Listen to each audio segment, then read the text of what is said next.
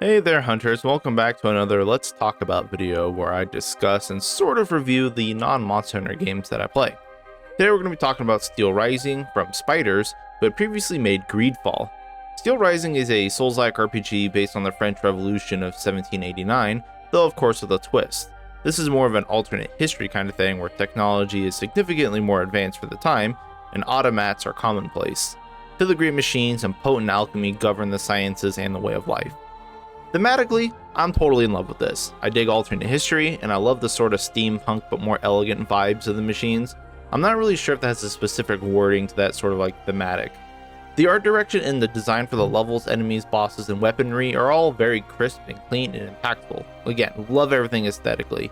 It's just something I can really get behind. On the level design side, it's almost exclusively cityscapes, which I mean, yeah, sure, that's not new, but very few games actually take place 100% in a city. Yes, you also explore the sewers and the outskirts and estates, but ultimately, it's the same general environment. And the levels are quite big, so even though they're only about 6 levels, they do feel large enough that, when you see the map and you see all the levels, it doesn't feel like there's actually lacking content, just from an exploration perspective. Unfortunately, it's not all good news in the exploration department. While you would expect a city-based level design to be a bit more open and freeing in terms of paths and discoveries and exploration, it's actually quite the opposite here. For the most part, exploring leads to nothing in Steelrising. You are pretty much shoehorned into specific paths which will eventually loop back to the hub of the level. So it initially looks like there are a lot of branching paths in the game. You do eventually learn that it's all just a facade. Tacking onto the exploration, again, it's pretty much worthless and it wastes a lot of time. Every item you see or you're trying to get to is exactly the same. It's a consumable, a soul, a grenade, or a potion, something like that, literally every single time. So if you're trying to spend time to explore and collect all the items, you're literally just wasting effort because there's no shortage of consumables and that's literally the only thing you'll ever find. While there are larger chests which typically contain an armor or a weapon, these are usually found on the main path for the actual quests or the side quests, so you're 100% going to cross them. You're not going to miss them by chance. They're literally at the point where you need to go for your quest markers. So there's nothing really hidden, and exploring is super unrewarding, which is a shame because typically that's a big part of these kinds of games, not just Souls games but RPGs in general. Here in Steelrising, exploring is often obstructed by invisible walls that are super egregious in this game. I haven't seen this many invisible walls in decades. So many of the areas that look like they're possible to explore or find paths to get around, and no, they're not, it's just invisible walls. And there's been at least a dozen times playing where I found myself stuck or glitched in because I tried to explore and got caught in between these walls and just had to kill myself to escape. That, or exploring in general, is blocked by quest triggers, which is another annoying thing. So to add on to this, I do want to talk about the questing, because it kind of goes hand in hand, both main quests and the side quests. This was definitely the most frustrating time I've ever had to do everything in the game. I don't know why it feels so bad, but doing side quests was the most unfun time I've ever had here. Basically, you're given all the side quests from the get-go. I think on the second level or whatever, you pick up 8 of the 12 side quests. And if you're trying to follow the map markers and complete these side quests rather than progress the main story, you're going to be met with resistance at every point. The quest markers will often lead you to a spot where you just can't get to because you either need to get all the mobility skills from all the story bosses, or you need to progress the main story far enough that whatever blocked your path before is now open or gone or whatever. But it's not once or twice in a side quest chain, it's literally every single part of every single side quest. I wish I could describe how bad it was or how mad I am with it. I literally couldn't complete any side quests until I was at the very last level of the game, because there are a ton of gates that are locking your progress in a side quest, and the only way to get these gates to unlock is by progressing in the main story. You literally can't explore, find quest items early or anything like that, or do anything early, because it's all locked, or it hasn't spawned, or there's these barricades until you actually meet certain quest triggers in the main quest line. And the real kicker is that side quests are pretty much for lore exclusively. They only reward souls, and it's a laughable amount too. And any equipment you might find will likely be along the way in the side quests. So I guess it's kind of wrong to say they don't reward anything, but it felt so bad to finally complete a quest and then you get 500 souls. You're okay. And that was a pretty lengthy rant on the exploring and quests, but honestly it was probably my biggest complaint about the entire game.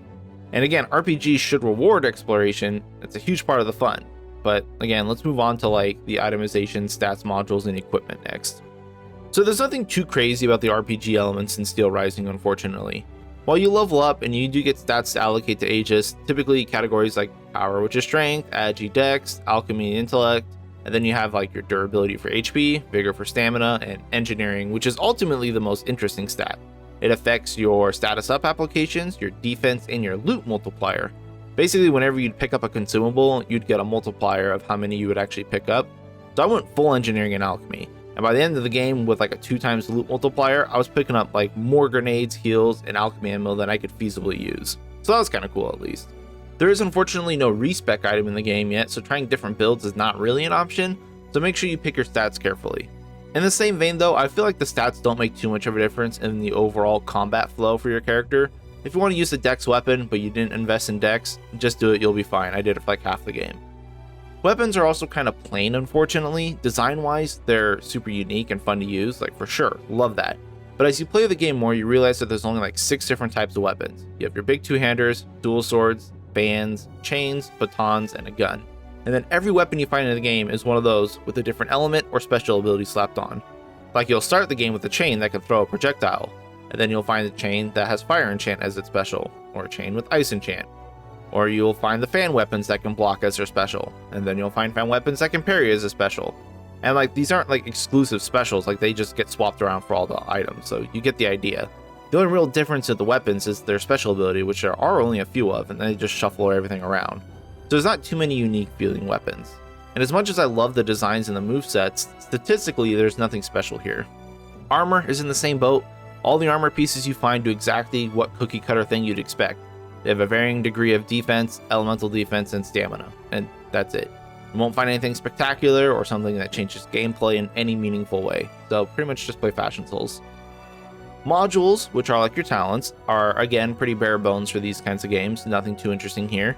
They do have like just flat increases like here's more life, or here's more defense, or more damage, or you recover HP on parry, or you recover HP on a critical hit, that sort of thing.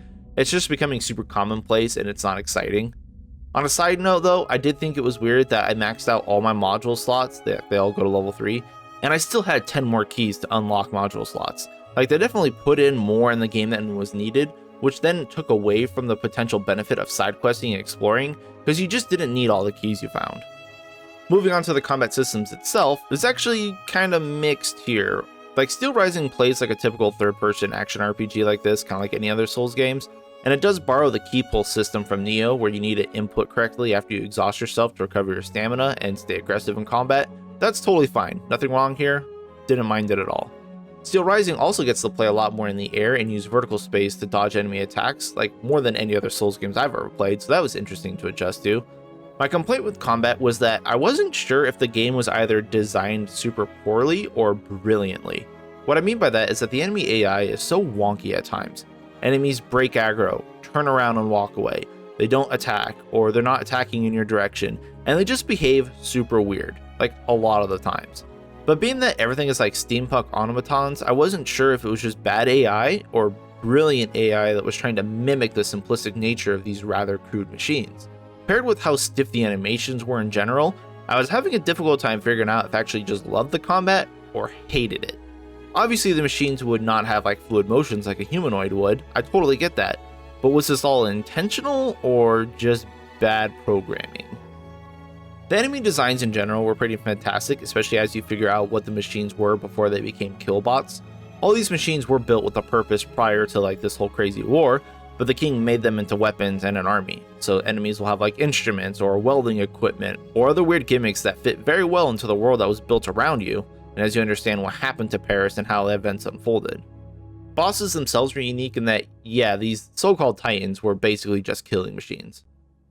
I don't know if I enjoyed the bosses, to be honest. While their designs were very unique, and they definitely had much more interesting movesets compared to normal enemies, I still never really found them challenging. Like, not once did I die to a boss encounter, which is odd for these kinds of games. And in general, I think I only died in combat about half a dozen times total, maybe less, so it's not particularly a challenging game. But these games don't have to be ball busters for sure. They don't have to all be extremely hard games. I think like the whole Souls-like genre kind of like forces that on them, but that's not really good. What's unique about Steelrising is that it has an actual story. It's not just hidden in like lore items and stuff. It has fully voiced dialogue and cutscenes, and surprisingly a good narrative to keep things like fresh and interesting as the game goes. Like, so long as you actually find it interesting, and I certainly did. While I did enjoy my time playing Steelrising, there were definitely a lot of hiccups that kept me from loving the game. Performance, definitely one of those issues. My load times were awful, like 2 to 4 minutes between each zone. It was driving me crazy. This is like Bloodborne all over again.